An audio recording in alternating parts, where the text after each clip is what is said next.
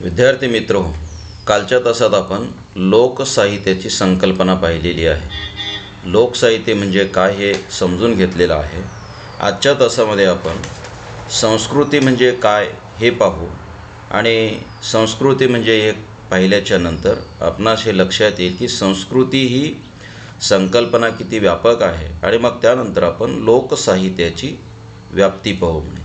लोकसाहित्य म्हणजे संस्कृतीच होय किंवा संस्कृतीतले सगळे घटक लोकसाहित्यात असतात असं आपण म्हणतो आणि ते खरं आहे.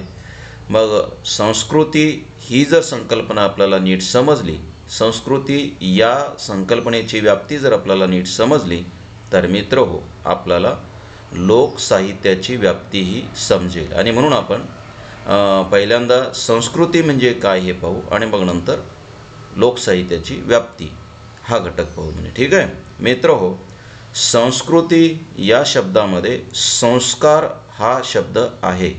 संस्कृती या शब्दाची फार किचकट वगैरे व्याख्या करायची नसेल आणि सोप्या पद्धतीनं समजून घ्यायचं असेल तर मित्र असं म्हणता येईल की त्या समूहाची जीवन जगण्याची पद्धती म्हणजे त्यांची संस्कृतीच असते.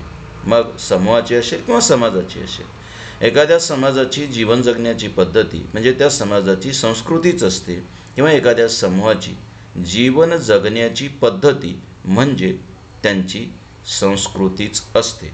मित्र हो, ही जी जीवन जगण्याची पद्धती आहे ती जीवन जगण्याची पद्धती जाणीवपूर्वक निर्माण केली जाते आणि माणूस निर्माण करतो. आणि म्हणूनच सजीव सृष्टीमध्ये संस्कृतीची निर्मिती केवळ आणि केवळ मानवजातीनेच केलेली आहे. बाकीच्या प्राण्यांची संस्कृती नाही. त्यांचे जे काही उपजत गुणधर्म आणि उपजत कौशल्य आहेत तेवढेच ते आजतागायत राहिलेले आहेत. माणूस मात्र इतर प्राण्यांपेक्षा वेगळा प्राणी आहे. माणसाने आपली जीवन जगण्याची एक पद्धती निर्माण केली किंवा त्या पद्धतीचा विकास केला, संस्कृतीचा विकास केला. हे आपल्याला नीट लक्षात घ्यावं लागतं. म्हणजे आपण विकसित होत आलेले आहोत आणि विकसित होत आलेले आहोत म्हणजेच आपल्या संस्कृतीचाही आपण विकास केलेला आहे, हे आपण लक्षात घेतलं पाहिजे. मित्र, माणूस आपल्या स्वतःवर संस्कार करतो. संस्कृती या शब्दामध्ये संस्कार हा शब्द किंवा तसा अभिप्रेत असणारा अर्थ आहेच. माणूस हा स्वतःवर संस्कार करतो आणि त्याचबरोबर माणूस सभोवतालच्या घटकावर सुद्धा संस्कार करतो आणि असा संस्कार करून माणूस त्याला अपेक्षित अशी एक जीवन जगण्याची पद्धती निर्माण करतो. मित्र हो, पहा की माणूस हा जन्मताच माणूसपणाच्या लक्षणासकट जन्मतो. म्हणजे ज्याला आपण काम, क्रोध, मद, मत्सर वगैरे हे जे 6 गुण म्हणतो किंवा ज्याला आपण 6 वाईट गुण म्हणतो, ते वाईट वगैरे काही नाही आहेत, ते माणूस असण्याची लक्षणं आहेत.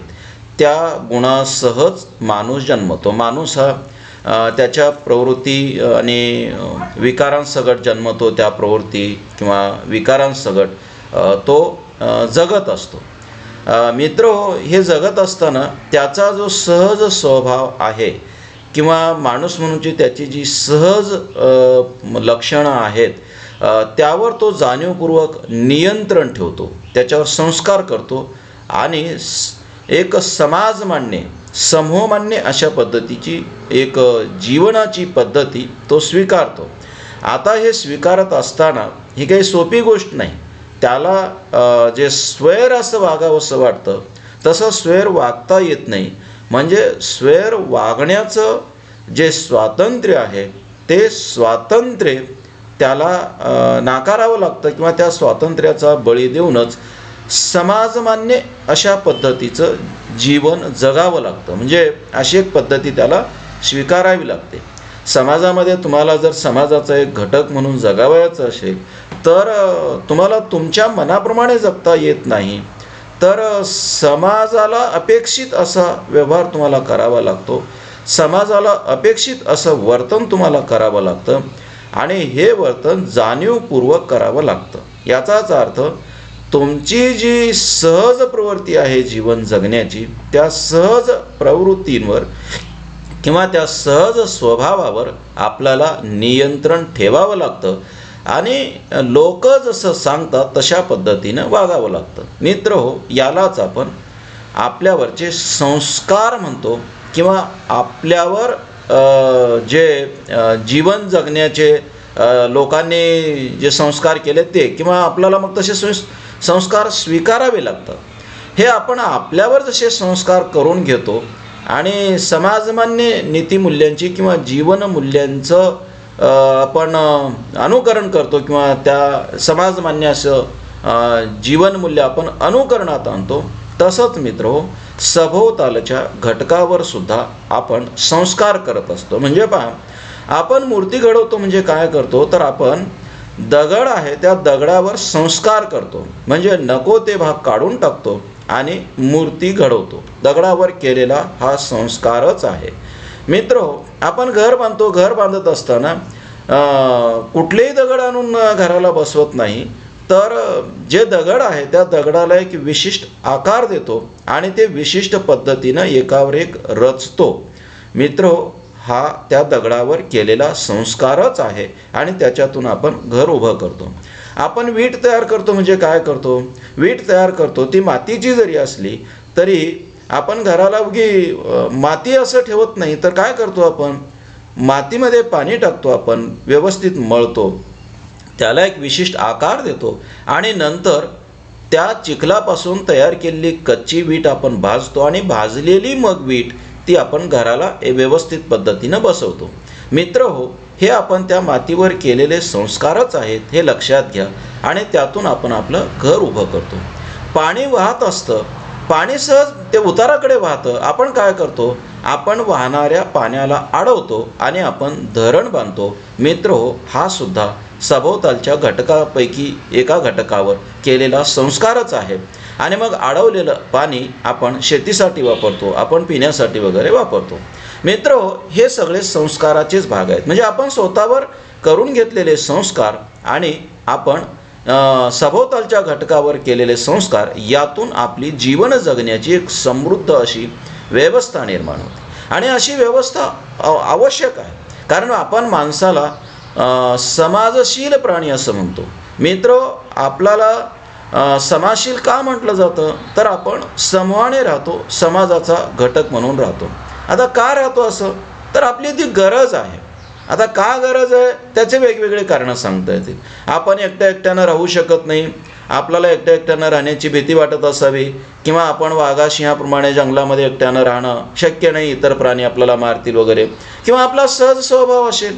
जसं काही प्राण्यांचा स्वभाव असतो की ते एकत्र राहतात, गटागटाने राहतात, कळप करून राहतात, तसा आपला सहज स्वभाव असेल. पण मित्र, एवढं मात्र नक्की की आपण समाजामध्ये राहतो आणि आपल्याला जर समाजामध्ये राहायचं असेल, समाजाचा घटक म्हणून राहायचं असेल, समाजाचा सदस्य म्हणून राहायचं असेल, तर त्या समाजाने स्वीकारलेली जी जीवनपद्धती असते किंवा त्या समाजाला मान्य झालेली जी जीवनपद्धती असते ती आपल्याला स्वीकारावी लागते. मग ती जीवनपद्धती आपल्याला नको वाटत असली तरी ती स्वीकारावी लागते, कारण त्याशिवाय आपल्याला तो समाज त्या समाजाचा सदस्य करून घेत नाही किंवा सदस्य म्हणून मान्यता देत नाही.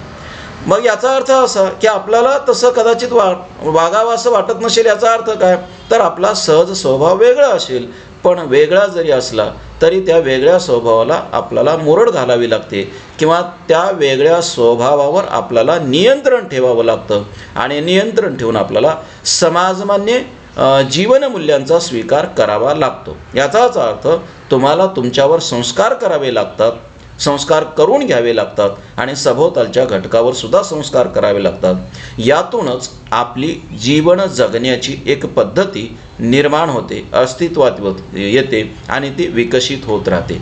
अशा पद्धतीनं अस्तित्वात आलेली ही जी जीवन पद्धती आहे त्यालाच आपण संस्कृती म्हणत असतो. इतर प्राण्यामध्ये दिसत नाही. पण चिमण्या घरं बांधतात, घरटे बांधतात, खोपे बांधतात, त्यांचा खोपा खूप सुंदर असतो. पण मित्र हो, गेल्या हजारो वर्षांपासून चिमण्या तसाच खोपा बांधत आलेल्या आहेत. त्यांना वेगळं काही करण्याची पद्धती सुचली नाही किंवा त्यांनी वेगळं काही केलं नाही. आपल्या सभोवतालचे इतर प्राणी पाहणार तुम्ही, इतर प्राणी पूर्वीही अंगावर कपडे घालत नव्हते, आजही ते अंगावर कपडे घालत नाही, ते नग्नच आहेत.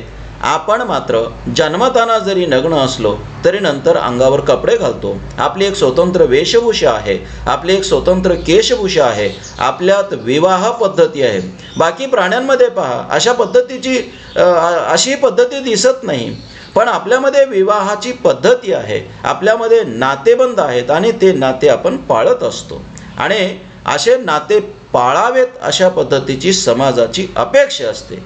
मित्र हो, ते पाळणं आपल्यावर बंधनकारक सुद्धा असतं आणि हेच आपल्यावर असलेले संस्कार आहेत. एखादा माणूस जर स्वैर वागत असेल, तो कोणाची छेडछाड करत असेल, तो चांगल्या पद्धतीनं वागत नसेल, तर लगेच त्याला म्हणतात की मायबापांनी याच्यावर चांगले संस्कार केले नाही. याचा अर्थ काय? याचा अर्थ असा की त्याला जसं वागावंसं वाटतं तसं त्याला वागू न देता समाजाला माणसाने विशिष्ट पद्धतीनं वागणं जे अपेक्षित आहे तशा पद्धतीनं वागायला त्याला भाग पाडणे किंवा शिकवणे हाच अर्थ गृहीत आहे किंवा समाजाची अशीच अपेक्षा असते.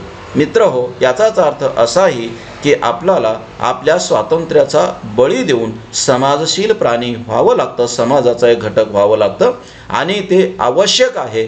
त्याशिवाय सामाजिक जीवन अस्तित्वात येणार नाही. जर आपल्याला सामाजिक जीवन अस्तित्वात आणावयाचं असेल, आपल्याला समूहानं जगावायचं असेल, तर प्रत्येक माणसाला त्याच्या पद्धतीनं जगता येणार नाही, तर त्याला समाजमान्य अशा पद्धतीनं जगावं लागेल. ते आवश्यकच आहे. तेव्हा मित्र हो, अशा पद्धतीनं आपल्यावर संस्कार करून घेऊन आणि सभोवतालच्या घटकावर संस्कार करून आपण एक जीवनाची पद्धती विकसित करतो, त्यालाच संस्कृती म्हणतो. सभोवतालचे मग कुठलेही घटक असतील, आपण घर बांधतो, आपण मग पहा की कापसापासून धागा काढतो, कापसावर केले ते संस्कार आहेत. धागा काढतो, नंतर कपडा विणतो, विणलेला कपडा पुन्हा तुकडे करतो आणि त्याचे व्यवस्थित आपल्या अंगाला येतील अशा पद्धतीनं कपडे शिवतो. मित्र हो, हा त्या कापसावर त्या कपड्यावर केलेला संस्कारच आहे, हे नीट लक्षात घ्या.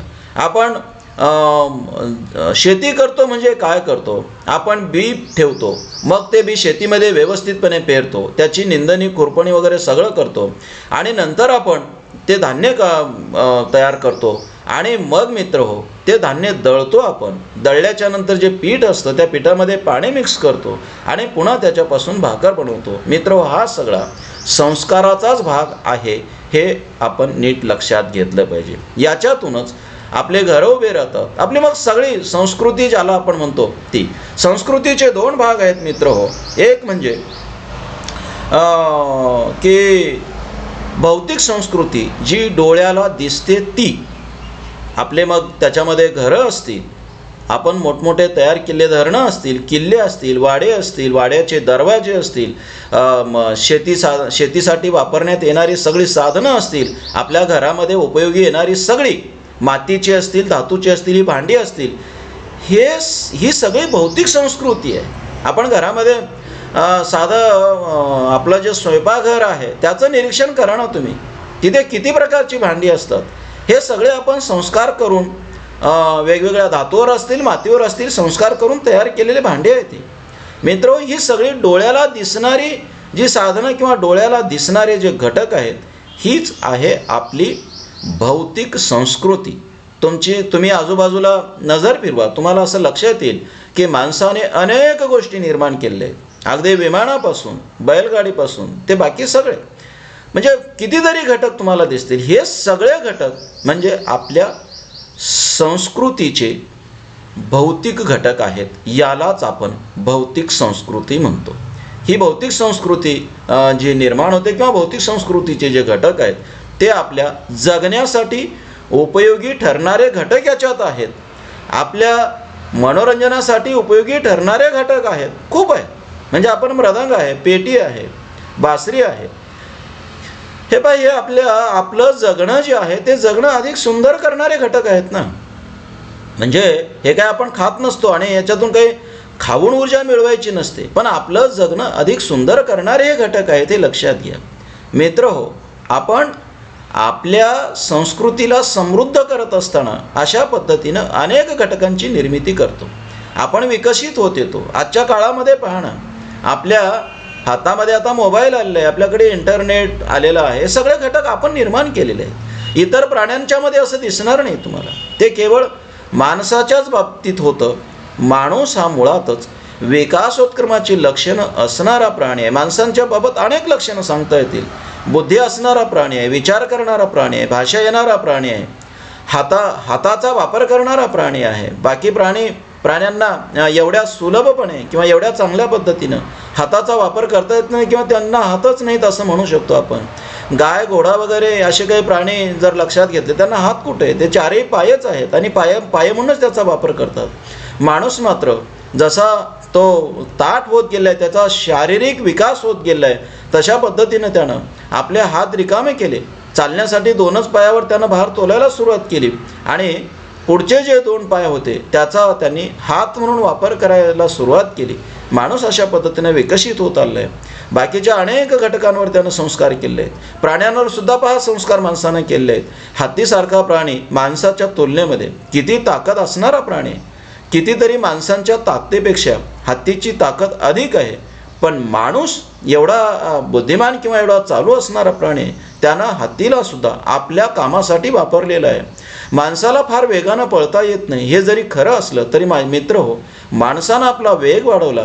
फार पूर्वी त्यानं सभोवतालचं निरीक्षण केलं. आपल्यापेक्षा वेगानं पळणारा प्राणी कोणता आहे? घोडा आपल्यापेक्षा वेगानं पळू शकतो हे माणसाला कळालं. माणसानं काय केलं मित्र? माणूस घोड्यावर बसला आणि घोड्यावर बसून माणसानं स्वतःचा वेग वाढवला. त्याला जिथे जायचं होतं तिथे तो गेला. तो जिथे जातो तिथे घोड्याला जायचं होतंच असं नाही. घोड्याला कदाचित जायचं नसेलही, पण माणसाला जायचं होतं. माणूस घोड्यावर बसला आणि घोड्याला घेऊन तो त्याला जिथं जायचं होतं तिथे तो गेला.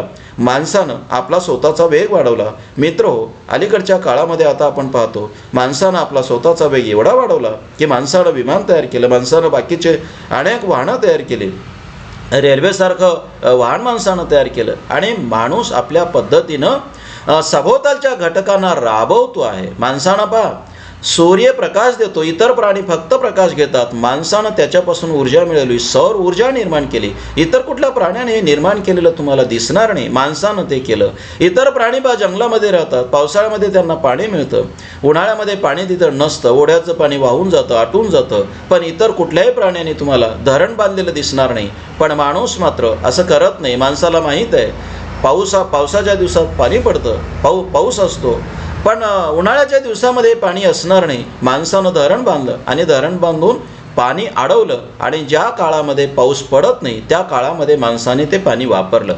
मित्र, हे जे तुम्हाला सभोवतालचे दिसणारे घटक आहेत, हे दिसणारे सगळे घटक मानवी संस्कृतीचे घटक आहेत आणि यालाच आपण भौतिक संस्कृती म्हणतो. सभोवताली तुम्ही नजर फिरवा, तुम्हाला असे अनेक घटक दिसतील.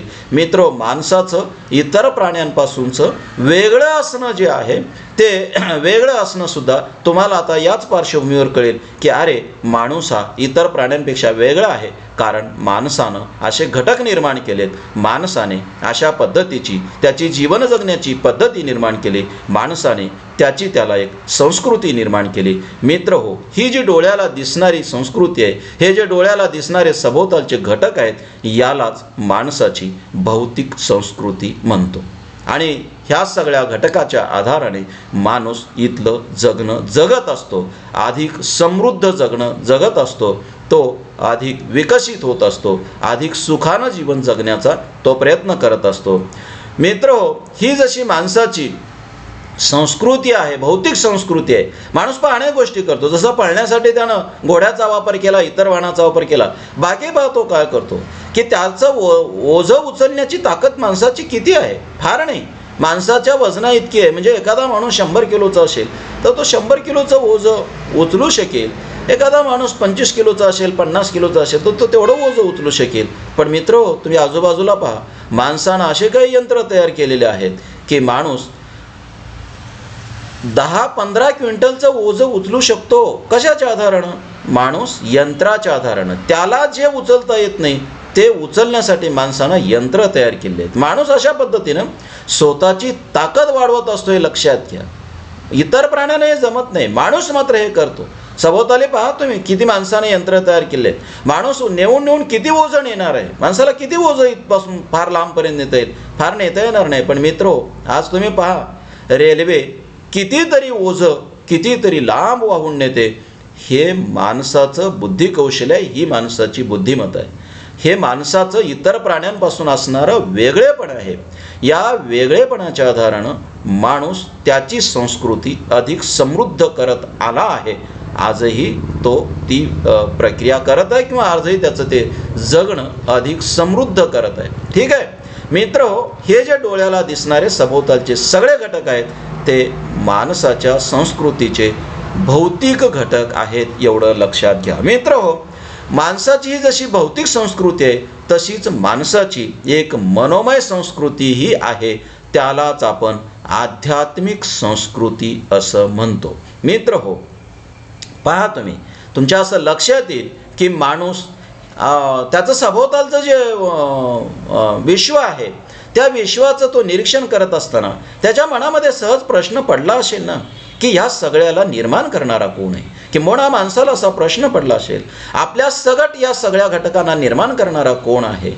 खरं तर तो निसर्गाचा भाग म्हणून आपोआपही निर्माण झाला असेल, पण माणसाला हे उत्तर नको आहे. माणसानं त्याच्या पद्धतीनं उत्तर शोधलेलं आहे आणि त्याचं ते उत्तर आहे या सगळ्याला निर्माण करणारा कोणीतरी आहे, या सगळ्यावर नियंत्रण ठेवणारा कोणीतरी आहे. आणि मग कोण आहे तो, या प्रश्नाचं उत्तर माणसानं दिलेलं आहे. अद्भुत अशी कोणीतरी शक्ती आहे आणि मग ती अद्भुत शक्ती म्हणजेच माणसानं नंतरच्या काळामध्ये देव मानलेला आहे. लक्षात घ्या मित्रहो, आपल्या सभोवताली पहा तुम्ही, काही घटना संगत घडत असतात आणि काही घटना विसंगत घडत असतात.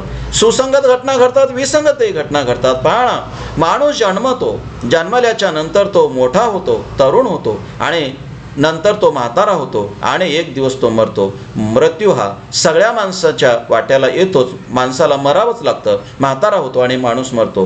म्हणजे जन्माने मोठं होणे आणि एक दिवस म्हातारा होऊन मरणे ही एक अखंड चालणारी प्रक्रिया आणि सुसंगत प्रक्रिया आहे. पण मित्र, तुम्हाला असंही आढळून येईल, असंही आपल्याला दिसतं की काही माणसं म्हातारे न होता अगोदरच मरतात. ही आहे विसंगती. माणसाच्या जगण्याची म्हातारा होऊन मरणे ही सुसंगती आहे, तर मध्येच कुठेतरी माणूस मरणे ही विसंगती आहे. माणसाच्या पुढचा प्रश्न होता, माणूस असा म्हातारा होऊन तरी का मरतो आणि माणूस असा मध्येच तरी का मरतो. हे माणसाला मारण्याचं काम करतं तरी कोण. आणि मग माणसाला पडलेले हे जे प्रश्न आहेत, हे प्रश्न तो शोधतो, या प्रश्नाचं उत्तर तो शोधतो आणि शोधत असताना मग त्याला उत्तर त्यानं शोधलेलं आहे की हे सगळं घडवणारा, हे सगळं नियंत्रित करणारा कोणीतरी आहे आणि तो म्हणजे मग देव आहे. किंवा सभोवताली पहा, पावसाळा येतो, पावसाळ्यामध्ये पाऊस पडतो, पावसाळा संपतो, हिवाळा येतो, थंडी पडते, पुन्हा उन्हाळा येतो आणि पुन्हा पावसाळा येतो. पण मित्र हो, ही झाली सुसंगत घटना. पण मध्येच केव्हा तरी असंही घडतं की पावसाळा येतो, पाऊस पडतो, पुन्हा मग हिवाळा येतो, थंडी पडते, उन्हाळा येतो, ऊन पडतं. आता उन्हाळ्याच्या नंतर पुन्हा पाऊस पडणं अपेक्षित असतं. पण आपण केव्हा केव्हा असंही पाहतो की पुढे 1-2 वर्षे पाऊसच पडत नाही आणि कोरडा दुष्काळ पडतो. मित्र हो, माणसाच्या पुढे प्रश्न आहे, ही जी सुसंगत घटना आहे, एकानंतर एक ऋतू येणं, हे मध्येच बंद का झालं. मग हे कोणी बंद केलं. मग माणसानं त्याच्या पद्धतीनं उत्तर शोधलेलं आहे. हे करणारा कोणीतरी आहे, हे सगळं चालवणारा कोणीतरी आहे, नियंत्रित करणारा कोणीतरी आहे. मग तो कोण आहे. मग तो देव आहे. देव ही माणसाने मनोमन मानलेली कल्पना आहे. देव आहे का नाही हा वादाचा विषय होऊ शकतो. माझ्यासारखा एखादा माणूस देवच नाही असं म्हणू शकतो, अनेक माणसं देव आहे असं म्हणू शकतात. मित्र हो, आपल्याला देव आहे का नाही याच्याविषयीचा वाद घालावायचा नाही. आपण एवढं नक्की लक्षात घेऊ की अशा पद्धतीनं माणूस मानतो आणि मग जे त्याला दिसत नाही, कारण देव कोणीच पाहिलेला नाही, पण न पाहिलेला देव माणूस मानतो आणि केवळ देवच मानत नाही. मग देव कुठे आहे. मग तो वर स्वर्गात आहे. मग स्वर्ग मानतो माणूस, मग वैकुंठ मानायला लागतो माणूस. मग माणूस इथेच केवळ थांबत नाही, तर मग माणूस स्वर्ग, नरक, वैकुंठ वगैरे ह्या कल्पना मानतो, कैलास मानतो, तिथे देवाची एक संस्कृती मानतो. मग 33 कोटी देव आहेत अशा पद्धतीच्या कल्पना मानतो. त्या देवाला प्रसन्न करून घेता येतं अशाही पद्धतीची माणसाची कल्पना असते. आणि मग प्रसन्न करून घेण्यासाठी पूजापाठ तो करायला लागतो, प्राण्यांचे बळी द्यायला लागतो. अशा पद्धतीनं मग त्याची एक मनोमय संस्कृती निर्माण होते. माणूस मेल्याच्या नंतर काय होतं हा माणसाच्या पुढचा प्रश्न आहे. मग माणूस मेल्याच्या नंतर माणसं स्वर्गात जातात, नरकात जातात, अशा पद्धतीच्या कल्पना करतो आणि मग त्याच्या मनोमय संस्कृतीमध्ये स्वर्ग नरक ह्या कल्पना येतात. काही माणसं भूत होतात, अशा पद्धतीच्या माणसाच्या कल्पना आणि मग मानवी मनामध्ये भूत ही कल्पना जन्माला येते आणि या कुठल्याच गोष्टी दिसत नसतात, या कुठल्याच गोष्टीला पुरावा नसतो. पण पुरावा जरी नसला तरी माणूस या सगळ्या कल्पना मानत असतो. आणि मित्र हो, केवळ मानत नाही तर या सगळ्या गोष्टी माणसाच्या दैनंदिन जगण्यावर अतिशय प्रभाव गाजवत असतात, प्रभावी ठरत असतात. माणसाचं सगळं जे भौतिक जगणं आहे त्या भौतिक जगण्यावर नियंत्रण ठेवत असतात. अशा पद्धतीची माणसाची एक मनोमय संस्कृती अखंडपणे वावरत आलेली आहे आणि मानवी जीवनावर प्रभाव गाजवत आलेली आहे.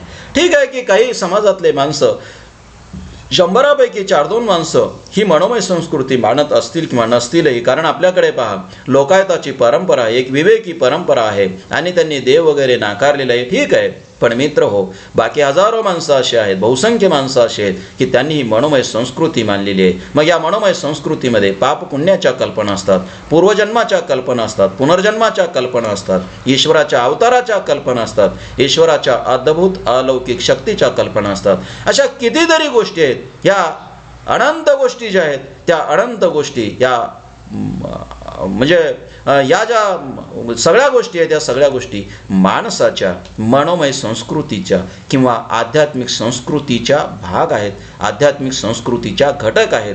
या बाबी एवढ्या प्रभावी आहेत की आपण सभोवताली पाहतो मित्र हो, अनेक माणसं व्रतवैकल्य करतात, उपासतापास करतात. हे सगळे त्याच्या आध्यात्मिक संस्कृतीचेच घटक आहेत. मेल्याच्या नंतर माणसाला स्वर्गात जाता यावं म्हणून माणसं इथं उपाशी राहतात. हे तुम्ही पाहू शकता. म्हणजे पहा, माणसावर या आध्यात्मिक संस्कृतीचा किती प्रचंड असणारा प्रभाव आहे. म्हणजे पहा ना, मेल्याच्या नंतर स्वर्गात जाण्याच्या सुखासाठी किंवा तिथलं सुख भोगण्यासाठी इथंही माणसं दुःख भोगायला तयार असतात, उपास तापास करायला तयार असतात. प्रचंड भूक लागली तरी माणसं अन्न न खाता उपाशी राहतात. मित्र हो, पायाला काटे टोचत असले तरी अनवाणीपणे देवांच्या वारीला जातात, देवाची वारी करतात. हे कितीतरी गोष्टी आहेत.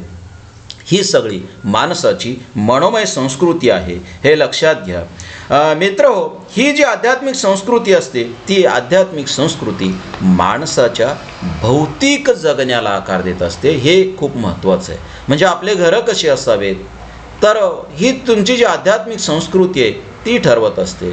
मग आपण आध्यात्मिक संस्कृतीचा सगळा जो प्रभाव आहे तो आपल्या भौतिक जगण्यावर होत असतो आणि आपण तो सोसत असतो किंवा आपण तो स्वीकारत असतो.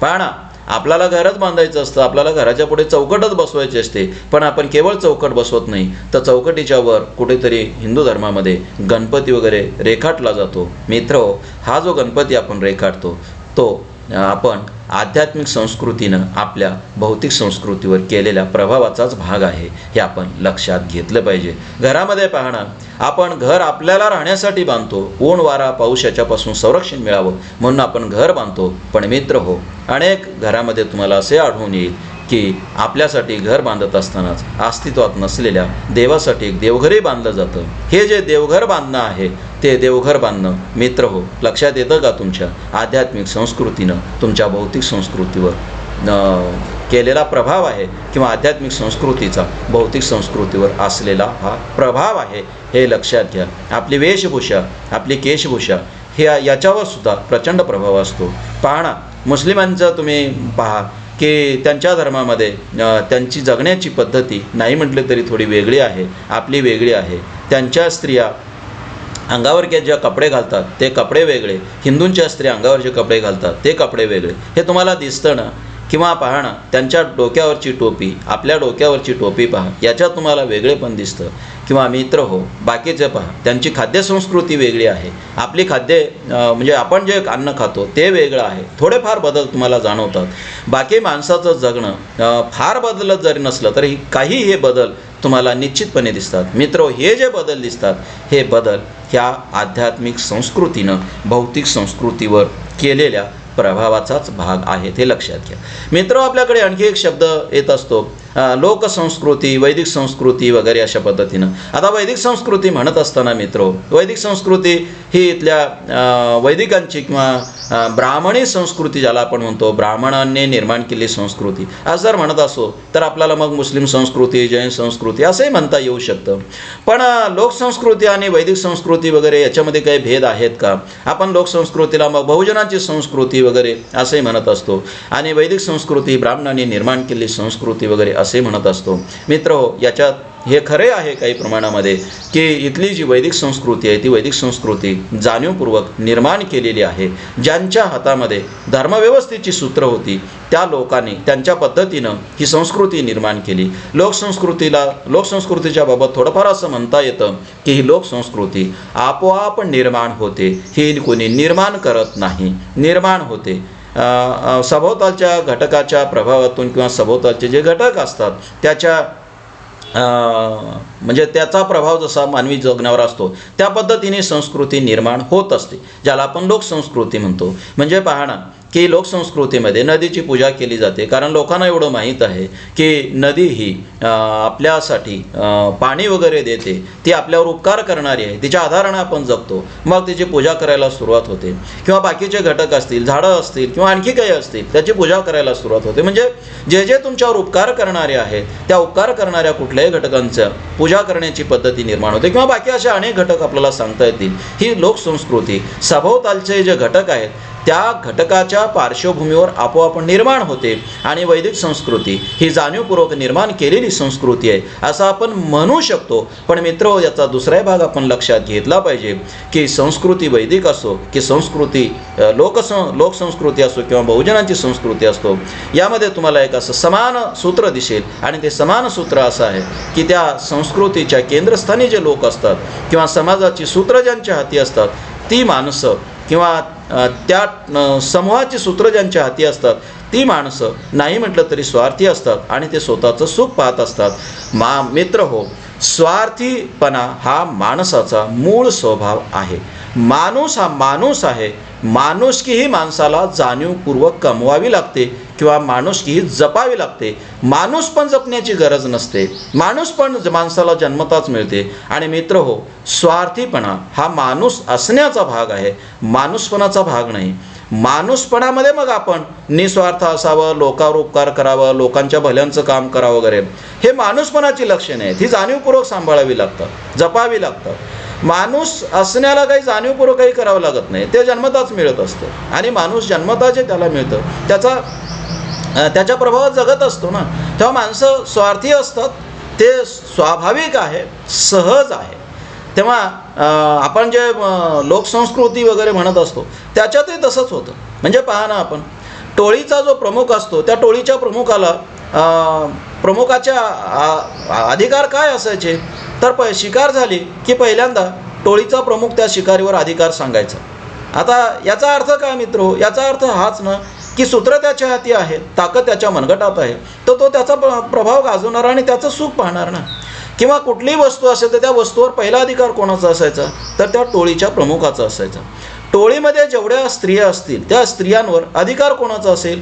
टोळी प्रमुखाचा असेल. अशा पद्धतीचं जर सूत्र असेल तर मित्र हो, लोकसंस्कृती म्हणा किंवा काहीही म्हणा, या कुठल्याही व्यवस्थेमध्ये ज्यांच्या ती सूत्र असतात ती त्यांच्या पद्धतीनं प्रभाव गाजवतच असतात. आपल्याकडे पहा ना, गावगाडा व्यवस्था ही अलीकडच्या काळामध्ये जी अस्तित्वात आली होती, राबत होती. आता लोकशाही व्यवस्था ठीक आहे, मागे पडली. या व्यवस्थेमध्ये बघा ना तुम्ही की लोकसंस्कृतीच नांदत होती ना. पण ह्या लोकसंस्कृतीमध्ये सुद्धा काही माणसं बाकी काही माणसांवर अधिकार गाजवतच होते ना. म्हणजे संस्कृती कुठली असो किंवा व्यवस्था कुठली असो, त्या व्यवस्थेची सूत्र ज्याच्या हाती असतात ती माणसं आपल्या सोयीची व्यवस्था निर्माण करतात आणि व्यवस्था आपल्या सोयीनं राबवतात. ही वस्तुस्थिती आहे. वैदिक संस्कृतीमध्ये असंच झालेलं आहे.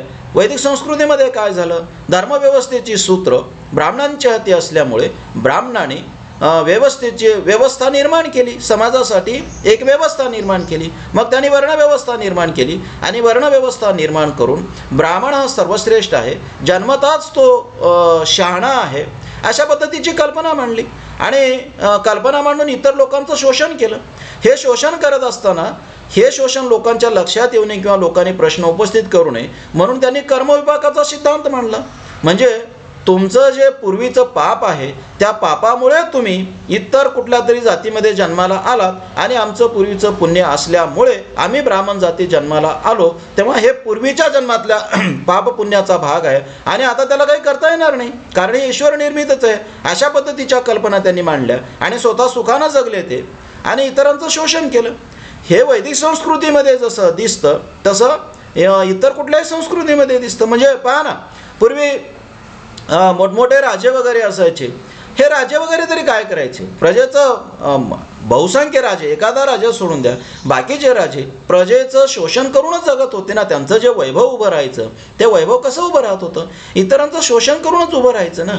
म्हणजे या ना त्या स्वरूपामध्ये कुठलीही सत्ता माणसाच्या हाती आली, मग ती धर्मव्यवस्थेची असेल किंवा बाकीची कुठली असेल, तर ती जर सत्ता हातात आली तर माणूस आपल्या सुखासाठी ती सत्ता किंवा ती व्यवस्था राबवतो. लोकसंस्कृतीमध्येही ते दिसतं आणि वैदिक संस्कृतीमध्येही दिसतं.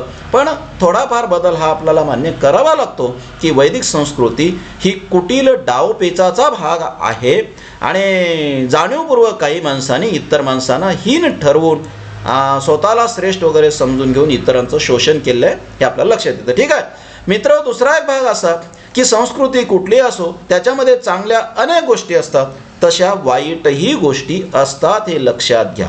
लोकसंस्कृतीमध्ये झाडाची पूजा करणं असेल, नदीची पूजा करणं असेल, नातेसंबंध पाळणं असेल, ही चांगलीच गोष्ट आहे ना. प्राण्यांच्यावर दया करणं असेल, ही चांगली गोष्ट आहे ना. पण याचा अर्थ वाईट गोष्टी नाहीतच का? लोकसंस्कृतीमध्ये सुद्धा प्राण्यांचा बळी देण्याची पद्धती आहेच ना. प्राण्यांचा बळी देण्याची पद्धती आहे, माणसांवर अन्याय करण्याची पद्धती आहेच ना तिथे. आपण अगदी आदिवासी संस्कृती जरी लक्षात घेतली तरी त्यांचा जो पुजारी किंवा भूमिका असतो तो भूमिका त्याच्या पद्धतीनंच समाजाला राबवत असतो ना. म्हणजे अन्याय करण्याची एक पद्धती त्या व्यवस्थेमध्ये असतेच आणि वैदिक संस्कृतीमध्ये सुद्धा आहे. अज्ञान आहेच नाही इथे कर्मविभागाचा सिद्धांत अज्ञानावरच उभा आहे ना. ठीक आहे, पूर्वजन्मीचा पाप वगैरे काही असते का? तसं काही नसते. किंवा दैववाद ज्याला आपण म्हणू तो दैववाद खोटाच आहे ना. कपाळावर काही कोणी लिहित नसते आणि काही दैव वगैरे नसतं. आपलं कर्तृत्व महत्त्वाचं असतं, काही दैव नसतं. आमच्या दैवातच असं आहे वगैरे, हे सगळं खोटं आहे. सटवीची जी कथा आहे ती 100% खोटी आहे. आणि ईश्वर निर्मित वगैरे असं काही नसतं. ईश्वरच नसेल तर ईश्वर निर्मित काय असणार आहे? पण हे निर्माण केलं जातं. स्वर्ग नरकाच्या कल्पना निर्माण केल्या जातात, पाप पुण्यांच्या कल्पना निर्माण केल्या जातात, पूर्वजन्माच्या पुनर्जन्माच्या कल्पना निर्माण केल्या जातात. हे अज्ञान आहे ना. म्हणजे कुठल्याही संस्कृतीमध्ये काही चांगल्या गोष्टी असतात, तशा काही वाईट गोष्टी सुद्धा असतात. त्याला कुठलीही व्यवस्था अपवाद नसते. परिपूर्ण अशी व्यवस्था, परिपूर्ण अशी संस्कृती किंवा मानवी जगण्याची परिपूर्ण अशी एखादी जीवनमूल्यांची कल्पना किंवा अशी परिपूर्ण जीवनमूल्य, अशी परिपूर्ण व्यवस्था अस्तित्वात नसते. मित्र हो, माणूस अपूर्ण आहे. माणसाच्या सगळ्या व्यवस्था सुद्धा अपूर्णच आहे, ते परिपूर्ण नसतात. आणि असं काही नसतं परिपूर्ण वगैरे. जीवनाच्या या प्रवासामध्ये माणूस विकसित होत जात असतो. त्याच्या ज्या मर्यादा आहे जगण्याच्या त्या मर्यादा कमी करत जात असतो, दोष कमी करत जात असतो. आणि ठीक आहे, नवीन दोष निर्माण होतच असतात. म्हणजे नवीन अपूर्णता येतच असते. परिपूर्ण असं काहीही नसते, हे आपण लक्षात घेतलं पाहिजे. दोन्ही संस्कृतीमध्ये दोष आहे. म्हणजे कुठल्याही संस्कृतीमध्ये दोष असतात. अज्ञान असते, अंधश्रद्धा असतात, हे आपण लक्षात घेतलं पाहिजे. इथे दुसरा घटक तुम्हाला मी सहज सांगेल की अंधश्रद्धा म्हणत असताना आपण एक नेहमी व्यवहारामध्ये बोलत असताना आपण म्हणत असतो आम्ही अंधश्रद्धा पाळत नाही, आम्ही श्रद्धा पाळतो. श्रद्धा आणि अंधश्रद्धा एकच भाग आहे, एकच घटक आहे. श्रद्धा वेगळ्या आणि अंधश्रद्धा वेगळ्या असं काही नसते. म्हणजे एखादा माणूस वर्षभरातून 100 उपवास करतो त्याला आपण अंधश्रद्धाळू म्हणू आणि एखादा माणूस वर्षातून 4च उपवास करतो तर तो मात्र श्रद्धावान आहे, तो अंधश्रद्धाळू नाही, असं काही नसते. श्रद्धा आणि अंधश्रद्धा एकच भाग आहेत. श्रद्धा या वेगळ्या नसतात, त्या अंधच असतात. श्रद्धा ही अंधच असते, हे लक्षात घ्या. तुम्ही मागे अंध लिहा किंवा नका लिहू, श्रद्धा अंधच असतात. म्हणजे तुम्हाला एखादं गणित असं सांगितलं की 10 अधिक 15 बरोबर किती, एकाने उत्तर दिलं की 10 अधिक 15 बरोबर 26 आणि दुसऱ्यानं उत्तर दिलं 35, तर तुम्ही असं नाही म्हणू शकत की ज्यानं 26 म्हटलं त्याचं एकाच अंकानं चुकलेलं आहे, तो कमी चुकला, आणि ज्यानं 35 म्हटलं तो 10 अंकानं चुकला तर ते खूप मोठी चूक आहे. असं नाही, चूकच आहे, हे लक्षात घ्या. म्हणून तुम्ही वर्षातून एक उपवास करता का 100 उपवास करता याला काही मतलब नसते. तुम्ही उपवास करता, देवाला प्राप्त करण्यासाठी उपवास करता. अरे देव असला पाहिजे ना, देवच नाही तरी तुम्ही उपवास करता, हे अज्ञानच आहे ना. म्हणजे एक उपवास केला काय तुम्ही आणि 100 केले काय. म्हणजे एखादा माणूस पहा, म्हसोबाचा भक्त आहे, म्हसोबाला जाऊन तो कोंबड्याचा वगैरे बळी देतो, तुम्ही त्याला म्हणता अंधश्रद्धा. आणि तुम्ही गावातल्या मारुतीच्या मंदिरामध्ये दररोज जाऊन त्याचं दर्शन घेऊन येता आणि तुम्ही म्हणायला लागले की आम्ही अंधश्रद्धा नाही, आम्ही असं बळी पिळी देत नाही, आम्ही श्रद्धा आमची आहे. मित्र, त्यानं त्या म्हसोबाला बळी देणं ही जशी अंधश्रद्धा आहे, तसं तुम्ही गावातल्या मारुतीच्या मंदिरामध्ये जाऊन दर्शन घेऊन पुन्हा दररोज घरी येत राहणं ही सुद्धा अंधश्रद्धाच आहे. कारण म्हसोबाही दगडाचा आहे आणि हाही दगडाचा आहे. तोही काही करत नाही आणि हाही काही करत नाही. त्याचं अज्ञान आहे आणि तुमचंही अज्ञानच आहे. विवेक कुठे आहे? तर विवेक कुठेही नाही. सांगायचं मतलब हे, तुम्ही काय पाळावं काय पाळू नये हा भाग वेगळा, तो तुमचा स्वातंत्र्याचा भाग आहे. तुमच्या स्वातंत्र्याचा मी आदर करतो, तुम्ही तुमच्या पद्धतीने करा. पण मला एक शिक्षक म्हणून एवढंच सांगायचं आहे, ते ठामपणे सांगायचं आहे, श्रद्धा आणि अंधश्रद्धा एकच असतात. ती श्रद्धेमध्ये विवेक नसतो, श्रद्धा या अंधच असतात, हे लक्षात घ्या. ठीक आहे. म्हणजे तिथे विवेक नसतो. तुम्हाला श्रद्धा जर टाळायची असतील तर तुम्हाला विवेकी व्हावं लागतं आणि विवेकी झालं की तुम्हाला प्रत्येक गोष्ट तपासून घ्यावी लागते. हे असंच का याचं उत्तर तुमच्याकडे असलं पाहिजे. आणि मग विवेकी झालं की मग तुम्हाला कळतं की आपण हे जे सगळे मानायला लागतो, देव असेल, दैव असेल, भूतकेता असतील, पुनर्जन्म वगैरे असेल, पूर्वजन्म असेल, स्वर्ग नरक असेल, ह्या सगळ्या कल्पना आपल्याला नाकाराव्या लागतात. कारण याला तुमच्याकडे पुरावा काहीच नाही, आधार काहीच नाही ना. काय आधार आहे? केव्हा केव्हा लोक असं विचारतात की तुम्ही देव नाही म्हणता, मग नाही हे सिद्ध करून दाखवा. मित्र हो, नाही म्हणणाऱ्यानं नाही हे सिद्ध करून दाखवायचं नसते, आहे म्हणणाऱ्यानं आहे हे सिद्ध करून दाखवायचं असते. आणि आतापर्यंत आहे म्हणणाऱ्यानं कोणीही प्रत्यक्ष देव दाखवलेला नाही, हे आपण लक्षात घेतलं पाहिजे. ठीक आहे मित्र, आपल्याला हा वाद घालायचा नाही.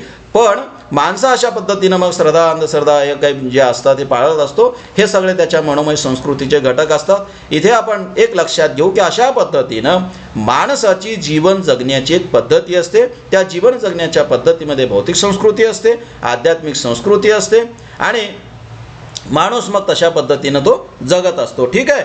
आता हे जे माणसाची संस्कृती असते, त्या संस्कृतीचे सगळे घटक लोकसाहित्यात असतात. लोकसाहित्य म्हणजे मानवी संस्कृतीचे हे सगळे घटक. म्हणजे तुमच्या घरातले भांडे असतील, मातीचे भांडे असतील, आणखी काही असतील, तुमचे घरं असतील, हे लोकसंस्कृतीचेच भाग आहेत.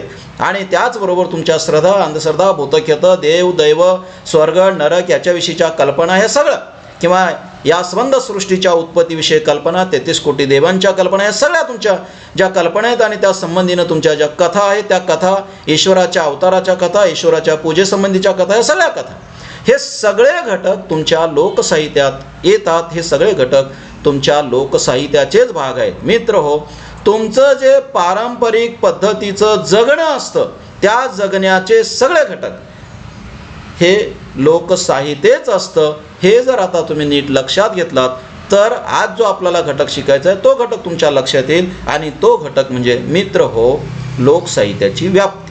लोकसाहित्याची व्याप्ती इतकी आहे की आपल्या जगण्याचे, पारंपरिक जगण्याचे सगळे घटक या लोकसाहित्यामध्ये येतात. भूतकथा येतात, काल्पनिक कथा येतात, सगळं जे काही आहे ते येतं. स्वर्गनरकाच्या कथा येतात, सृष्टीच्या उत्पत्तीच्या संबंधीच्या कथा येतात. म्हणजे हे सगळ्या कथा लोकसाहित्यामध्ये येतात. किंवा तुमच्या सभोवताली जे दिसतं ना, घरं आहेत, आणखी तुमच्या घरातले काही आहे, किल्ले आहेत, हे सगळं येतं. याच्या संबंधीच्या कथा येतात. तुमच्या बाकीचे पूजापाठ वगैरे येतात. म्हणजे गोंधळ येतो, जागरण येतो, ईश्वराला प्राप्त करण्याच्या तुमच्या पद्धती आहेत ना, बळी देण्याच्या पद्धती आहेत, हे सगळे घटक येतात. म्हणजे तुमच्या आपल्या जगण्याशी संबंधित जे घटक आहेत, आपलं जगणं ज्या ज्या घटकाने प्रभावित झालेलं आहे, ते सगळे घटक भौतिक संस्कृतीचे आणि आध्यात्मिक संस्कृतीचे लोकसाहित्यामध्ये येतात. म्हणजे आपल्या सगळ्या आपलं जगणं जेवढं व्यापक आहे तेवढं लोकसाहित्य व्यापक आहे. म्हणजे लोकसाहित्याची व्याप्ती किती आहे तर आपल्या जगण्या इतकी व्यापक आहे. आपल्या जगण्याचे संबंध घटक त्यामध्ये येतात, हे आपण लक्षात घेतलं पाहिजे. म्हणजे आपल्या भौतिक आणि आध्यात्मिक संस्कृतीच लोकसाहित्यातून अभिव्यक्त होते. कुठलाही असा घटक नाही की जो लोकसाहित्यामध्ये येत नाही. इतकं लोकसाहित्य हे व्यापक आहे. मित्र, लोकसाहित्यातून आपले जीवन जगण्याची जी पारंपरिक अशी पद्धती आहे, मग रूढी रीतिरिवाज सगळं जे काही आहे ते किंवा आपलं जे लौकिक ज्ञान आहे, म्हणजे आपण जे समजा घर बांधण्याचं ज्ञान, लौकिक ज्ञान आहे, आणखी काही असेल किंवा तुमचं आध्यात्मिक विश्व असेल, हे सगळं जे आहे ते सगळं या संस्कृतीत असते आणि संस्कृतीतले सगळे घटक मित्र हो लोकसाहित्यात येतात. आणि दुसरं म्हणजे हे जे लोकसाहित्य आहे ते लोकसाहित्य आपली संस्कृती विकसित कशी होत आलेली आहे ते या लोकसाहित्यातूनच कळतं. कारण माणूस पहा, मुळातच माणसाच्या ज्या अनेक व्याख्या केल्या जातात त्यापैकी ही एक व्याख्या केली जाते की माणूस हा विकासोत्क्रमाची लक्षणं असणारा प्राणी आहे. बाकीच्या प्राण्यांच्यामध्ये विकासोत्क्रमाची लक्षणं दिसत नाहीत. म्हणजे पहा, गेल्या हजारो वर्षापासून म्हैस तिच्या पद्धतीनं चालत आलेली आहे आणि तेच चारा तेच गवत खात आलेली आहे. पण मित्रो, माणसाचं तसं नाही. माणसानं सुरुवातीला कधीतरी आपल्याला आसरा मिळावा म्हणून त्यानं गुहेत आसरा घेतला असेल, मग नंतर त्यांनी झोपडी बांधली असेल, आणखी काही केलं असेल. आज पहा, माणूस कसे वेगवेगळे घरं बांधतो किंवा 10-5 मजल्यांच्या बिल्डिंग बांधतो. हे माणसाचा विकास आहे. इतर प्राण्यांनी तसा विकास केलेला नाही. माणूस हा असा विकास करणार आहे. हा माणूस जो असा विकास करत आलेला आहे, ही माणसाची संस्कृती जी विकसित होत आलेली आहे, ती विकसित होत आलेली संस्कृती जर आपल्याला त्या संस्कृतीचा अभ्यास करायचा असेल, ती संस्कृती नीट समजून घ्यायची असेल, तुम्हाला आधार दुसरा काय आहे? लोकसाहित्य. मित्र, लोकसाहित्यातून तुम्हाला हे कळू शकतं की माणसाची संस्कृती कशी विकसित होत आलेली आहे. म्हणजे आपण जर रामायण महाभारतातल्या कथा वगैरे किंवा रामायण महाभारत वाचायला लागलोत किंवा पूर्वीच्या कथा वाचायला लागलोत, तर तिथे आपल्याला मानवी जगणं वेगळं दिसतं आणि आताचं वेगळं दिसतं. हे जे वेगळेपण आहे, हा जो आपला विकास आहे, हे जे आपण अधिक विकसित होत आलो, हे विकसित होत येणं जर आपल्याला नीट समजून घ्यायचं असेल तर मित्र हो, लक्षात घ्या की ते आपल्याला लोकसाहित्याच्या माध्यमातूनच समजून घेता येईल. म्हणजेच लोकसाहित्य आपल्या जीवनाचे भूतकाळातले सगळे घटक अभिव्यक्त करते, आविष्कृत करते किंवा लोकसाहित्यातून आपला भूतकाळ आविष्कृत होतो, हे लक्षात घ्या. मित्र हो, लोकसाहित्यातून आपला भूतकाळ जसा आविष्कृत होतो तसाच आपला वर्तमान काळही आविष्कृत होतो. माणसाचं संबंध जगणंच लोकसाहित्यातून अभिव्यक्त होते. इतकं लोकसाहित्याचं महत्त्व आहे आणि लोकसाहित्याची व्याप्तीसुद्धा आहे, हे आपण लक्षात घेतलं पाहिजे. मित्र हो, माणसाचं भावविश्व, माणसाचं कल्पनाविश्व आणि माणसाचं विचारविश्व लोकसाहित्यातून अभिव्यक्त होते. लोकसाहित्य हे माणसाच्या अशा ह्या भावविश्वाचं, कल्पनाविश्वाचं आणि विचारविश्वाचं म्हणजे आविष्कार करणारा माध्यम आहे, हे आपण लक्षात घेतलं पाहिजे. मित्र, आपल्याकडे अनेक लोकगीतं तुम्ही पाहू शकता की त्या लोकगीतातून, विशेषतः स्त्रियांची लोकगीतं जी असतात, त्या स्त्रियांच्या लोकगीतातून स्त्रियांनी त्यांचं भावविश्व व्यक्त केलेलं आहे. मित्र हो, त्यांचं भावविश्व जसं व्यक्त होतं तसंच लोकसाहित्यातून माणसाचं कल्पनाविश्वही व्यक्त होतं. पाहणा, केव्हा आपल्यालाही प्रश्न पडावा, असं हे कल्पनाविश्व आहे. माणसाने किती कल्पना केल्या आहेत, किती कथा रचलेल्या आहेत. पहा, पूर्वी माणसाला, म्हणजे फार पूर्वी, आता आपल्याला कळायला लागतं, पण फार पूर्वी माणसाला चंद्रग्रहण किंवा सूर्यग्रहण का होतं हे कुठे कळत होतं? म्हणजे सूर्य, चंद्र आणि पृथ्वी हे जर एका रेषेमध्ये आले तर चंद्रग्रहण किंवा सूर्यग्रहण होतं, हे माणसाला पूर्वी कळत नव्हतं. मित्र, माणसाने चंद्रग्रहणाची आणि सूर्यग्रहणाची कथा रचली. ती कथा तुम्ही वाचा, मग तुम्हाला कळेल की माणसाचं कल्पनाविश्व किती व्यवस्थित आहे आणि त्यानं किती कल्पना केलेली आहे आणि त्यानं उत्तरं कशी शोधलेली आहे, त्याच्या पद्धतीनं उत्तरं शोधलेली आहे. म्हणजे पहा किती व्यवस्थित करतो. आपल्याला असं समजा, तुम्हाला जर असा एखादा प्रश्न विचारला किंवा तुम्हाला असं सांगितलं की उद्या तुम्ही ज्या विभागाचे विद्यार्थी आहात त्या विभागावर एक 2 पानाचा निबंध लिहून आणा, तर आपण घरी गेल्याच्या नंतर विचार करायला लागतो की आता आपल्याला विभागावर निबंध लिहायचा आहे, आता आपण नक्की काय लिहायचं, आणि आपल्याला सुचत नाही.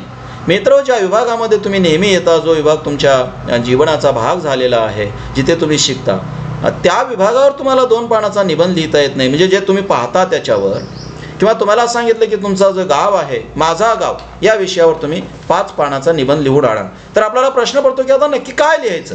ज्या गावात तुम्ही लहानाचे मोठे झालात, ज्या गावामध्ये तुम्ही वावरलात, त्या गावाविषयी तुम्हाला 5 पानं लिहिता आणि तुम्हाला विचार करावा लागा. पण मित्र, कल्पना करा तुम्ही की आपल्या पूर्वजांनी ज्या स्वर्गाला कधी पाहिलंच नव्हतं त्या स्वर्गाच्या कल्पना किती सुंदर पद्धतीनं लिहिलेल्या आहेत किंवा किती सुंदर पद्धतीनं उभ्या केल्या आहेत. जे स्वर्ग या माणसाने कधी पाहिलंच नाही त्या स्वर्गाच्या कथा रचल्या नाही यांनी. जे नरक यांनी कधी पाहिलंच नाही त्या नरकाच्या कथा रचल्या नाही यांनी, आणि किती सुंदर पद्धतीनं रचले आहेत. कल्पना करा, यांचं कल्पना विश्व किती समृद्ध आहे. भूत कधी पाहिले का? कोणीच पाहिले नाही, पण भूतांच्या कथा मात्र माणसाने भरपूर प्रमाणामध्ये रचलेले. मित्र हो, हे कल्पना विश्व आहे. हे कल्पना विश्व केवळ एवढ्यापुरतंच मर्यादित नाही मित्र हो, हे कल्पना विश्व निर्मितीला सुद्धा कारण ठरणारं आहे. म्हणजे पहा, पूर्वी एखादा वाडा बांधायचा आहे, एखादं घर बांधायचं आहे, त्या घराची कल्पना त्या बांधणाऱ्याच्या डोक्यात असायची आणि त्या पद्धतीनं तो घर उभं करायचा.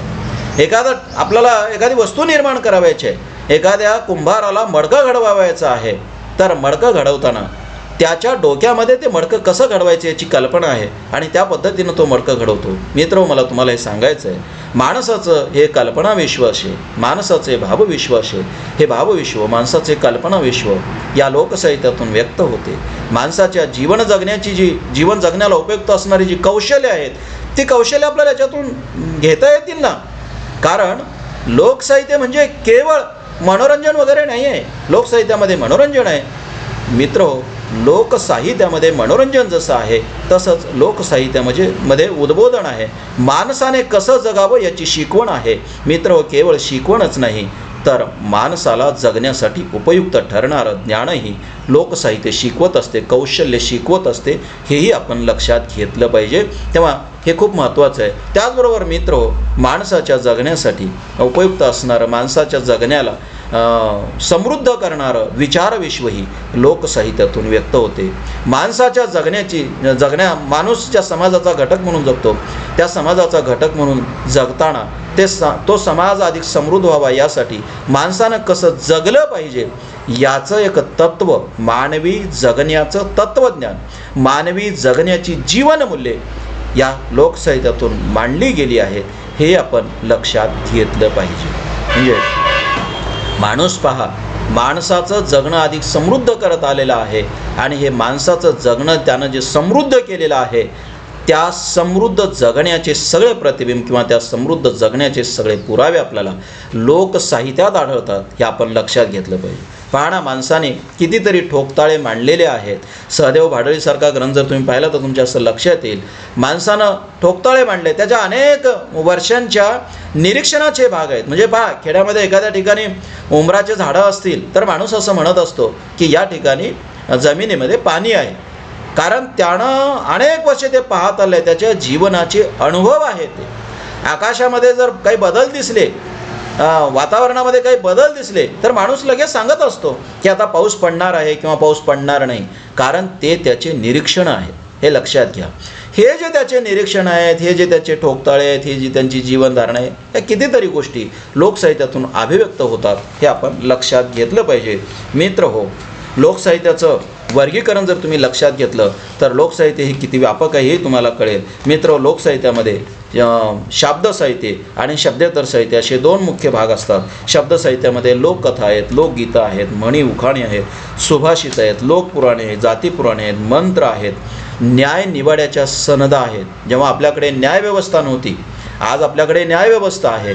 जेव्हा न्यायव्यवस्था नव्हती तेव्हा समाजामध्ये एखाद्या माणसांवर अन्याय कोणी केला तर त्याला न्याय कसा द्यायचा याच्यासाठीच्या सनदा असायच्या. म्हणजे पूर्वी कोण कशा पद्धतीनं न्याय दिलेला आहे हे ती माणसं जाणीवपूर्वक पूर्वीची जे न्याय देण्याची पद्धती किंवा असा जो न्याय दिला होता ते सांभाळून ठेवायचे, त्या सनदा असत. मित्र हो, लक्षात घ्या की हे सगळं लोकसाहित्यात येणारा ह्या सगळ्या बाबी लोकसाहित्यात येतात. पूर्वी कापडावर वगैरे लिहून ठेवलं जायचं आणि कापडावर लिहून ते जतन करायचे. न्यायनिवाड्याच्या सनदा वगैरे असायच्या. हे आपण लक्षात घेतलं पाहिजे. मित्र हो, हे सगळं शब्दसाहित्यामध्ये येतं. तसंच शब्देतर साहित्यामध्ये सगळ्या प्रकारच्या हस्तकला येतात. मग चित्रकला असतील, शिल्पकला असतील, विणकाम असेल, हे सगळे आणि मानवी जीवनाला समृद्ध करणाऱ्या ह्या कला आहेत. हस्तकला जे आहेत ना, मानवी जीवन समृद्ध करतात ना. विणकाम करतो माणूस, विणकामातून माणसाने कपडे विणायला शिकले, बाकी अनेक गोष्टी. तेव्हा मानवी जगणं समृद्ध करते. हे जे घटक आहेत ना, हे घटक मानवी जगणं समृद्ध करतात. शिल्पकला आहेत, मूर्ती वगैरे घडवण्याच्या कला आहेत, चित्रकला आहेत, हे कितीतरी गोष्टी आहेत. मित्र, लोक ज्योतिष आहे. ठीक आहे की ते ग्रह तारे वगैरे आपल्या राशीला येत नाही, शनी वगैरे आपल्या राशीला येत नाही, हे सगळं खोटं आहे. आपण ज्या अंगठ्यामध्ये ग्रहताऱ्याच्या खडे घालत असतो याला काही अर्थ नाही. या अज्ञान आहे, अज्ञानाच्या पलीकडे याच्यामध्ये बाकी काही नाही आहे. पण मित्र हो, त्यांनी त्यांच्या पद्धतीने एक लोकज्योतिष, त्यांच्या पद्धतीनं काही कल्पना मांडलेल्या आहेत. हे लोकसाहित्यामध्ये येते. लोकरूढी येतात, लोकनीती येते. लोकनीती ही खूप महत्त्वाची गोष्ट आहे. आज आपण पाहतो की आपल्या जीवनावर नियंत्रण कशाचं आहे? आज आपल्या जीवनावर नियंत्रण कायद्याचं आहे का व्यवस्थेचं आहे? मित्र हो, जेव्हा केव्हा अशी व्यवस्था नव्हती, असे कायदे नव्हते, असे पोलीस नव्हते, तेव्हा माणूस नियंत्रणात जगणं अपेक्षित होतं, आवश्यक होतं ना, आवश्यक होतं. माणसाने जर नियंत्रणात राहिलं नसतं तर समाज जीवन किंवा संस्कृती अस्तित्वातच आली नसती ना. पण मित्र हो, मग अशा वेळेस माणसाला जगण्यासाठी माणसाने एक नीती व्यवस्था निर्माण केली, नीतीच्या कथा सांगितल्या, नीतीनं जगायला सांगितलं आहे. ह्या ज्या लोकनीतीच्या कथा आहेत किंवा ही जी लोकनीती आहे, ती लोकनीती लोकसाहित्याचा भाग आहे. आपण लक्षात घेतलं पाहिजे. लोकश्रद्धा, लोकाच्या ज्या श्रद्धा आहेत, मग कुठल्या असतील त्यामध्ये, देवाधर्मावरच्या श्रद्धा असतील, दैवतांवरच्या श्रद्धा असतील, किंवा उपास तापास व्रताचार असेल, सणोत्सव असतील, हे सगळ्या लोकश्रद्धेच्या भाग आहेत. मग म्हसोबा असेल, मरे असेल, हनुमान असेल, किंवा विठ्ठल असेल, आणखी कुठला देव असेल, किंवा ईश्वरांच्या अवतारविषयी कल्पना असतील, किंवा सरस्वती, गणपती वगैरे विद्येच्या देवता म्हणून ज्या पूजा करतो आपण ते असेल. खरं तर हे काही विद्येच्या देवता वगैरे नसतात, हे आपल्या मनोमय संस्कृतीचे भाग आहेत. याच्यात काही ते आपल्याला विद्या वगैरे काही देत नसतात. विद्या वगैरे अशी काही बाहेरून कोणत्या देव वगैरे देत नसते. ते काही दुकानात मिळणारी गोष्ट नाही आहे. तुम्ही तुमच्या प्रयत्नानं ते मिळवायचं आहे. त्याच्यासाठी तुम्हाला मेंदू दिलेला आहे. मेंदूचा वापर तुम्ही जेवढा करणार तेवढ्या पद्धतीनं तुम्ही शहाणे होणार. बाहेरून असं काही कोणी देत नसतं. पण मित्र हो, हे सगळे घटक जे आहे लोकश्रद्धेचा भाग आहेत. आणि या लोकश्रद्धेचा भाग असणारे सगळे घटक लोकसाहित्यामध्ये आहेत. लोकवैद्यक आहे. जेव्हा केव्हा उपचाराची पद्धती आजच्यासारखी प्रगत नव्हती, तेव्हा माणसाने त्याच्या पद्धतीनं उपचार करण्याची एक पद्धती समृद्ध केली होती. ते लोकवैद्यक आहे. लोकभ्रम आहेत, लोकनृत्यासारख्या कला आहेत, लोकसंगीत आहे, लोकनाट्य, हे असे कितीतरी घटक लोकसाहित्यामध्ये आहेत. मित्र, हे सगळे घटक जर तुम्ही लक्षात घेतलं तर तुम्हाला असं कळेल की हे एवढं व्यापक आहे की लोकसाहित्यामध्ये मानवी जीवनाचा एखादा घटक येणार नाही असं होतच नाही. मानवी जगण्याशी संबंधित, मानवी जगणं समृद्ध करणारे सगळे घटक लोकसाहित्यामध्ये आहेत. मानवी जगण्याला अडसर ठरणारे घटक आहेतच ना. म्हणजे अज्ञान जे आहे, आपल्या ज्या अंधश्रद्धा आहेत, तेही लोकसाहित्यामध्ये येतात. म्हणजे आपलं संबंध जगणंच लोकसाहित्याचा भाग आहेत. हे आपण लक्षात घेतलं पाहिजे. मित्र हो, आपला जो ग्रुप आहे मराठी विभाग संगाबा अवी, त्या ग्रुपवर मी एक पेज टाकतो आहे. ते पेज तुम्ही डाउनलोड करून घ्या, त्याची प्रिंट काढून घ्या. त्याच्यामध्ये तुम्हाला लोकसाहित्याच्या वर्गीकरणाचा एक तक्ता मी दिलेला आहे. तो तक्ता पाहिल्याच्या नंतर तुमच्या असं लक्षात येईल की अरे, लोकसाहित्यात एवढे घटक येतात, लोकसाहित्य एवढं व्यापक आहे की मानवी जगण्याशी संबंधित सगळे घटक लोकसाहित्यात आहेत. ते वर्गीकरण तुम्ही पाहिल्याच्या नंतर तुम्हाला एक गोष्ट सहज कळेल, आणि ती म्हणजे लोकसाहित्याची व्याप्ती किती आहे. आपण लोकसाहित्याची व्याप्ती हा घटक पाहतो आहोत. या तासाच्या सुरुवातीला आपण संस्कृती म्हणजे काय हे पाहिलेलं आहे, आणि संस्कृती किती व्यापक आहे किंवा ही कल्पना किती व्यापक आहे ते पाहिली, आणि संस्कृतीचे सगळे घटक ज्या लोकसाहित्यामध्ये येतात ते लोकसाहित्य किती व्यापक आहे हे आपण पाहतो. म्हणजे तुम्हाला जर ते वर्गीकरण तुम्ही नीट पाहिलं तर तुम्हाला सहज कळेल की लोकसाहित्य ही संकल्पना किंवा लोकसाहित्य हा घटक खूप व्यापक आहे, हे लक्षात घेतलं पाहिजे. त्याच्यामध्ये शब्दसाहित्य आहे, लोकवाङ्मय आहेच आहे, लोककथा, लोकगीतं वगैरे, पण त्याच्या पलीकडे बाकीचे जे लोकजीवनाशी संबंधित, मानवी जगण्याशी संबंधित घटक आहेत, तेही घटक लोकसाहित्यामध्ये येतात. मित्र हो, तेव्हा ते पेज तुम्ही नीट पाहून घ्या. आता तुम्हाला लक्षात येईल की मानवी जगणंच लोकसाहित्यातून व्यक्त होते. मित्र हो, लोकसाहित्य मानवी जगण्याला अधिक अर्थपूर्णही करत असते, अर्थ प्राप्त करून देत असते. म्हणजे लोककथा असतील किंवा लोकगीतं वगैरे असतील किंवा लोककला असतील, माणसाचं मनोरंजन करणारे असतात. त्याचबरोबर मित्र हो, माणसाचं मनोरंजन जसं करतात तसं अनेक लोककथा माणसाला शिकवणारे असतात, माणसाला शिकवतात. नीतीच्या नीती शिकवतात, माणसाला कसं जगावं हे सांगतात, माणसाला माणूस म्हणून कसं जगावं, माणुसकी कशी जपावी हे सांगणाऱ्या अनेक कथा आहेत. तेव्हा माणसाचं जगणं लोकसाहित्य समृद्ध करतं. मित्र हो, लोकसाहित्य केवळ माणसाचं जगणं समृद्ध करत नाही, तर लोकसाहित्य माणसाच्या भौतिक संस्कृतीलाही आकार देते आणि माणसाला व्यवहार उपयोगी ज्ञान शिकवतं. व्यवहारामध्ये उपयोगी येणार कौशल्य जसं शिकवतं तसं ज्ञान. म्हणजे शेती कशी करावी ह्या अनेक लोककथेतून तुम्हाला सांगितलं जातं, किंवा परंपरेनं हे ज्ञान तुम्हाला मिळतं. मडके कसे घडवावेत हे परंपरेनं तुम्हाला ज्ञान मिळतं. सुतारकाम कसं करावं हे परंपरेनं तुम्हाला ज्ञान मिळतं. घर कसं बांधावं परंपरेनं ज्ञान मिळतं. हे व्यवहार उपयोगी असणारं ज्ञान आहे, हे तुम्हाला मिळतं. तसंच तुम्हाला जगण्याचं सूत्र किंवा कसं जगावं हेही तुम्हाला या लोकसाहित्यातून कळत असतं. म्हणजे माणूस म्हणून कसं जगावं हे तुम्हाला कळतं.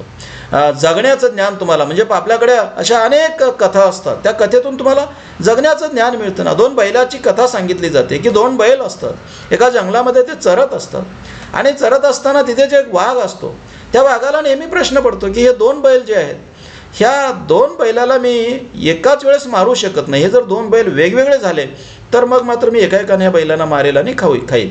पण त्याच्यापुढे प्रश्न असतो की 2 बैल वेगळे का राहत नाहीत, कारण ते एकत्र राहत असतात, चरत असताना एकत्र चरतात, हे वेगवेगळे होत नाही. आता वाघाच्या पुढे प्रश्न असा आहे की याला फोडलं पाहिजे ना, वेगवेगळं केलं पाहिजे.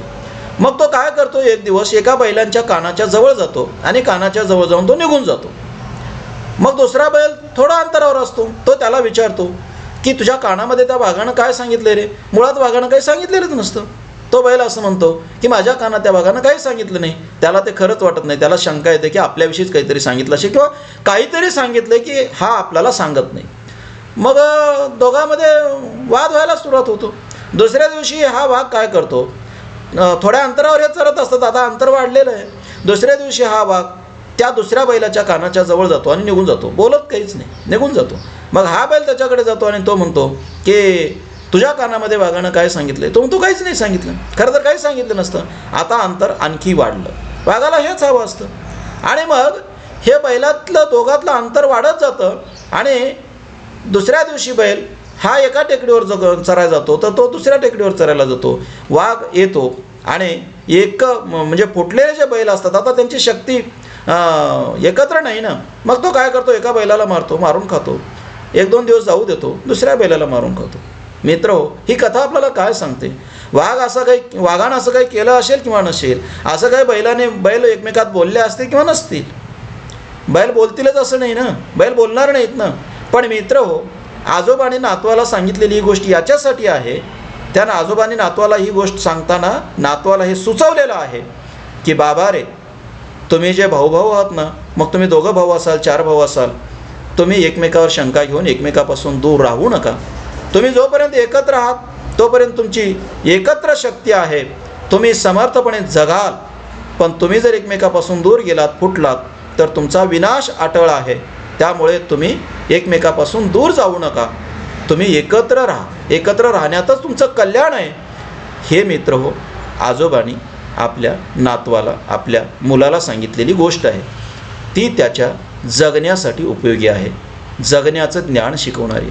अशा अनेक गोष्टी आहेत, भरपूर गोष्टी आहेत. आपण जेव्हा लोककथा हा भाग शिकू तेव्हा मी तुम्हाला अशा अनेक कथा सांगेन की ज्या कथेतून आपल्याला जगण्याचं सूत्र मिळतं. मित्र हो, लोककथा जगण्याचं ज्ञान देतात, लोककथा जगण्यासाठी आवश्यक असणारं कौशल्य शिकवतात. मित्र हो, लोककथा तुमचं जगणं, लोकसाहित्य तुमचं जगणं अर्थपूर्ण करतं. आपल्याकडे भजन असेल, कीर्तन असेल, भारुड असेल किंवा गोंधळ असेल किंवा आणखी काही नृत्य असेल, नाचणं असेल, चित्रकला असेल, हे सगळं आपलं जगणं समृद्ध करतात, जगणं अर्थपूर्ण करतात. आपल्या जगण्यातलं जे रटाळपण आहे ते रटाळपण घालवतात, आपल्या जगण्यामध्ये एक रंजकता निर्माण करतात. मित्र हो, या अर्थाने लोकसाहित्य खूप महत्त्वाचं आहे, हे आपण लक्षात घेतलं पाहिजे. लोकजीवनाला उपयुक्त असणाऱ्या ज्या सगळ्या वस्तू आहेत त्या वस्तूच्या निर्मितीचं कौशल्य लोकसाहित्यातूनच आपल्याला पाहायला मिळतं. मित्र हो, लोकसाहित्य खूप व्यापक आहे. आपल्या जगण्याचे सगळे घटक लोकसाहित्यात येतात. हे लोकसाहित्याचं व्यापकपण आहे, व्याप्ती आहे. हा भाग तुम्ही नीट लक्षात घ्या. तुम्हाला जर लोकसाहित्याचं हे व्यापकपण किंवा लोकसाहित्याची ही व्याप्ती तुमच्या लक्षात आली असेल तर मित्र आता आपण दुसऱ्या तासापासून लोकसाहित्याचे विशेष किंवा लोकसाहित्याचे स्वरूप कसं असतं त्याची चर्चा करू म्हणे. ठीक आहे, इथे आपण या तासापुरतं थांबू म्हणे. ठीक आहे.